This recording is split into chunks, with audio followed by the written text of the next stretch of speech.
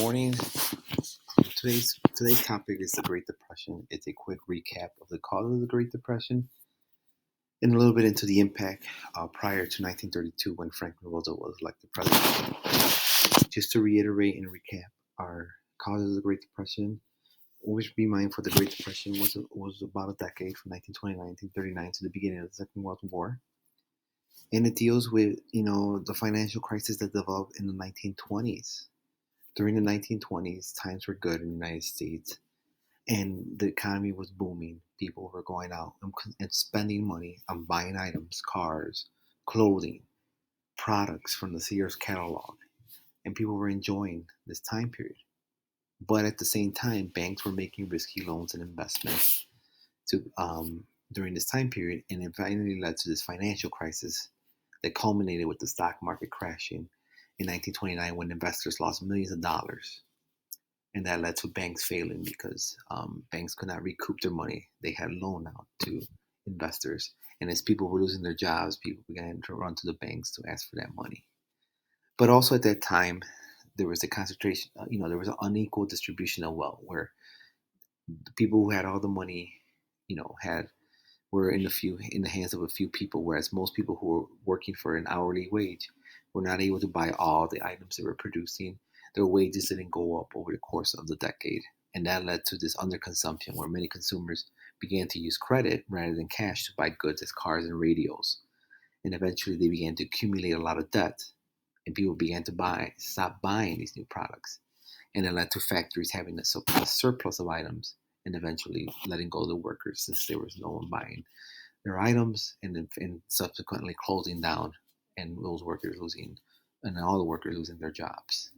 So over the course of 1920s, times were good, but at the same time, during this period, there was a financial crisis brewing where people were getting careless in the banking system when lending out money to people, and eventually led to the stock market crash during the latter half of the night of 1929.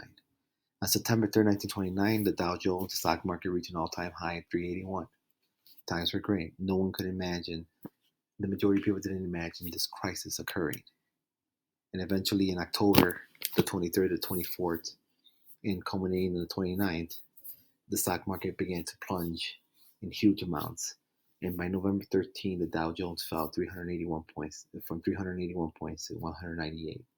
And in that span of about a month, a little less than a month, $30 billion had evaporated in value. People who invested all their money into stock lost all their money and were all of a sudden broke. So as you can see in this chart here, over the course of history, and it continues on today, the economy always goes up and down in what is known as the business cycle. When it reaches up here, it's the peak. People are spending money.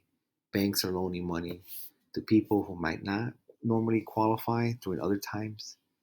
But good times are happening. People are buying cars. People are buying radios. If you were to compare it to today, someone will go out there and buy a Land Rover or a very expensive car.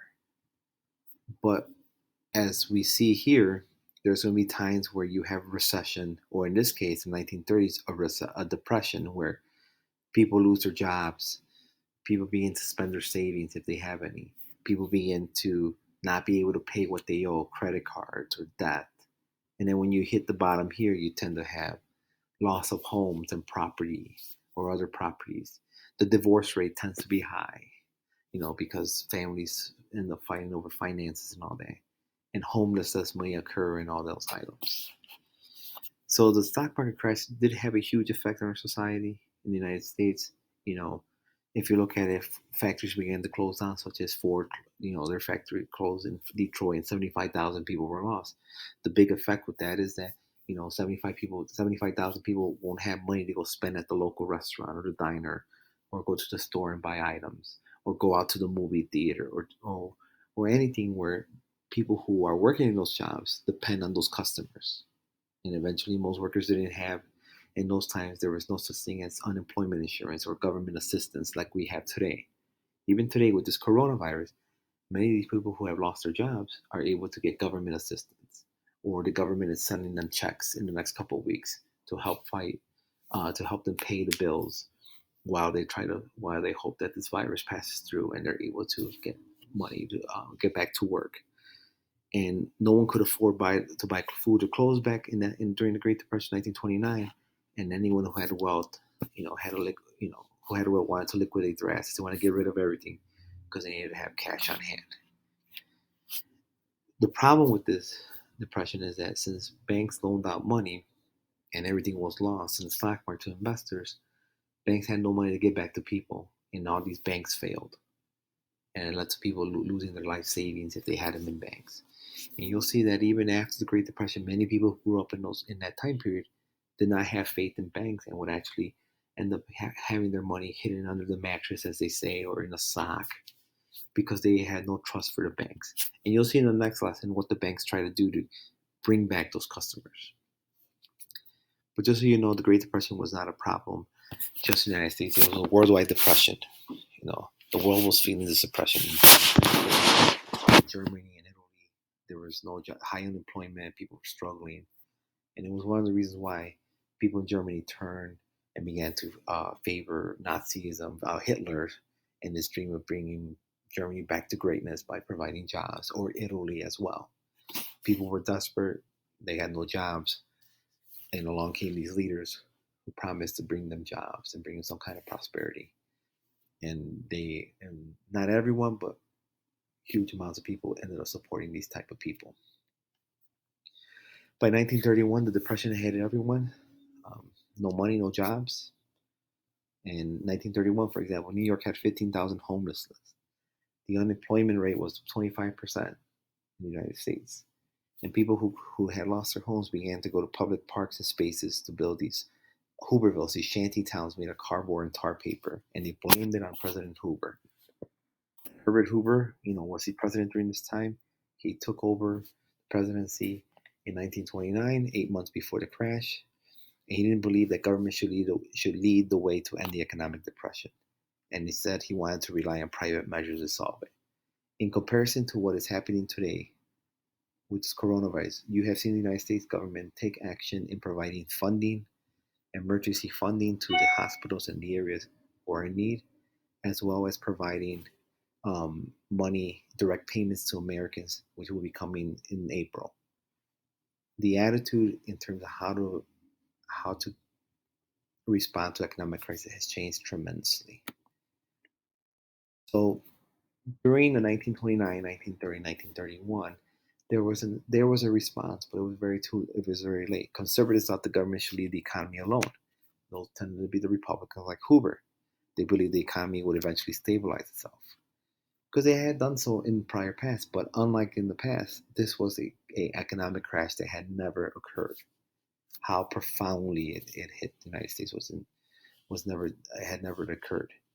The liberals, or the Democrats, thought the government should play a more active role, and they believed that the government should try to take steps to help counter the huge unemployment, provide help to the people who had all of a sudden had no homes or jobs.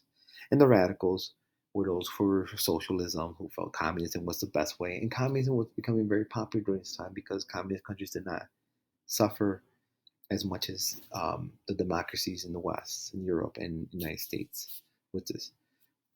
And as mentioned, Herbert Hoover delayed in his response to the Depression, and eventually, towards the end, he began to take action, but it was a little too late. And eventually, that led to his defeat in the 1932 election to Franklin Roosevelt. The Depression was the only major event in the 1930s. There was a major drought in the Great Plains, and many had to sell their farms and move. And all that land was destroyed. Farmers lost their lands, and many of these people called Okies ended up moving out west to California and settle in that area. But as you look at this Great Depression had a huge, tremendous impact on the American people. 25% unemployment rate. People had lost their homes, unable to pay their bills, lose their farms. Some struggled to get food on the table every day. And the effects were homelessness. Without steady income, people were evicted from their homes. Some lost their homes in foreclosures. Others moved into cramped apartments, family and friends. And other people, unfortunately, lived in the streets in shanty towns called Hoovervilles. Hunger. There was a lot of malnutrition in children. And in many cities, soup kitchens were created to give free meals to the needy who might not be able to eat anywhere else. And the Dust Bowl, as mentioned, in the Midwest and the Great Plains, created a disaster known as the Dust Bowl. Hundreds of thousands of people left to go find work in California in the agricultural area. And in 1936, another great disaster happened in the Northeast by the Great Flood of 1936. As a result, you'll see in the next lesson what the government did to try to control those flood-prone areas. And eventually, private charities and state and local relief agencies attempt to relieve human suffering of the Great Depression. But by 1933, more needed to be done, and soon.